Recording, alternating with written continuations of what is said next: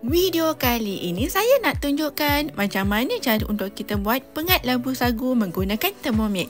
Jom kita buat.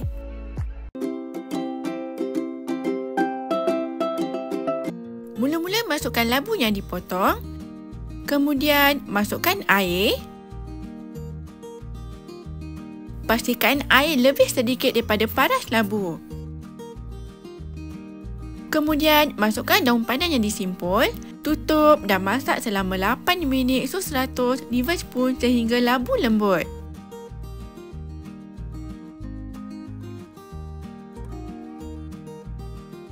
Sediakan sagu dan rendam sagu seketika. Dah siap. Anda boleh cucuk labu menggunakan garpu untuk pastikan labu lembut.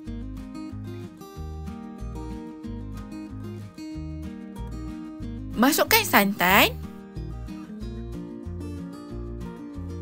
Anda boleh bilas kotak santan dan tuang ke dalam mixing bowl.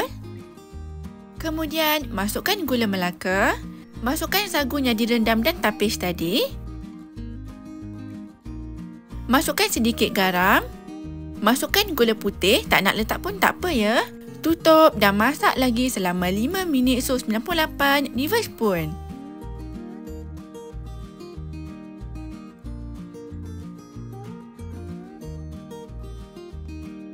Anda juga boleh masak menggunakan open cooking mode selama 5 minit suhu 95.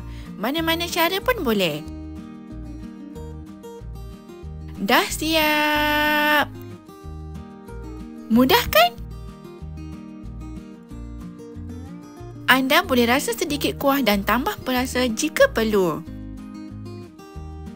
Tambah sedikit masa memasak lagi jika anda tambah perasa atau labu belum lembut sepenuhnya. Kuah nampak cair ketika panas, tapi akan pekat sedikit bila suam nanti.